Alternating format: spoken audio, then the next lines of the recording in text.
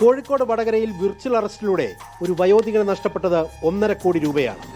PFI ബന്ധം ആരോപിച്ചാണ് തട്ടിപ്പുകാർ വയോധികനെ കുടുക്കിയത്. Vadakara cyber police അന്വേഷണം ആരംഭിച്ചു.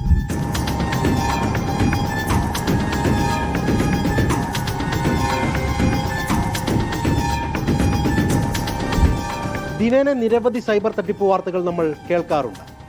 അത്തരത്തിൽ ഒന്ന് തന്നെയാണോ പയോളിയിലും സംഭവിച്ചതെന്ന് ചോദിച്ചാൽ ആണെന്ന് പറയാതിരിക്കാൻ നിർവാഹമില്ല. PFI ബന്ധം ആരോപിച്ചാണ് സൈബർ തട്ടിപ്പ് സംഘം ആദ്യം വയോധികനെ ഒരു വാട്സപ്പ് വീഡിയോ കോളിലൂടെ ബന്ധപ്പെടുന്നത്.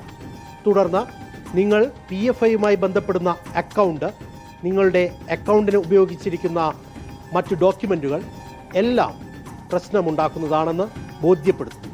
തുടർന്ന് അയാളോട് നിങ്ങളെ വിർച്വൽ അറസ്റ്റ് ചെയ്തതായി ബോധ്യപ്പെടുത്തുകയാണ് തട്ടിപ്പു സംഘം ചെയ്തത്.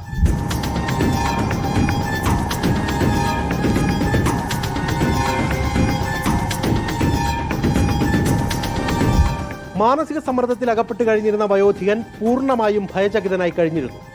അയാളുടെ ആ ചേതോവികാരത്തെ തന്നെയാണ് തട്ടിപ്പുകാരൻ മുതലെടുത്തത്.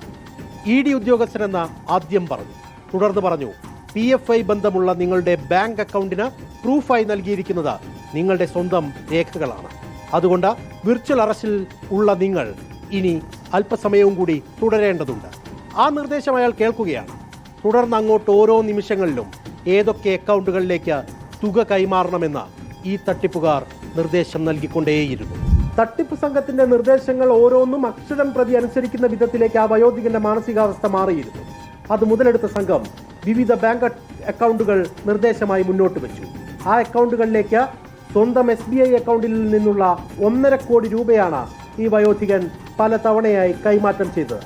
ഏറ്റവും ഒടുവിലാണ് താൻ അകപ്പെട്ടിരിക്കുന്നത് വലിയൊരു സൈബർ തട്ടിപ്പ് സംഘത്തിന്റെ വലയിലാണെന്ന് അയാൾ തിരിച്ചറിയുന്നത്. തട്ടിപ്പിന്റെ കഥ പൂർണ്ണമായി ബോധ്യപ്പെട്ടതിന് പിന്നാലെ വടകര റൂറൽ പോലീസ് മേധാവിയെ ഈ വയോധികൻ സമീപിക്കുന്നുണ്ട്. തനിക്ക് സംഭവിച്ച ഏറ്റവും വലിയ തട്ടിപ്പ് അതെന്താണെന്ന് ബോധ്യപ്പെടുത്തുന്നുണ്ട്. പരാതിയായി അത് എഴുതി നൽകുകയും ചെയ്തു. പിന്നാലെയാണ് വടകര സൈബർ പോലീസ് ഇത് സംബന്ധിച്ചുള്ള അന്വേഷണം ആരംഭിച്ചത്.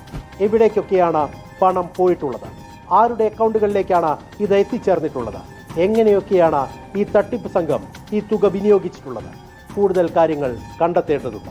കൃത്യമായ അന്വേഷണത്തിലേക്ക് പോകേണ്ടതുമുണ്ട്. നിരവധിയായ സംഭവങ്ങൾ മുൻകാലങ്ങളിലും നമ്മുടെ കേരളത്തിൽ സമാനമായ രീതിയിൽ തട്ടിപ്പെന്ന നിലയ്ക്ക് പുറത്തു വരികയും അതിലെ പ്രതികളെ കേരള പോലീസ് പിടികൂടുകയും ഒക്കെ ചെയ്യുന്ന സാഹചര്യം നമുക്ക് മുന്നിലുണ്ട്. ഇപ്പോഴും ഈ വയോധികനെ തട്ടിപ്പിനിരയാക്കിയ സംഘത്തെ പിടികൂടാൻ അന്വേഷണ സംഘം എന്തു ചെയ്യും എന്നാണ് ഇനി അറിയാനുള്ളത്.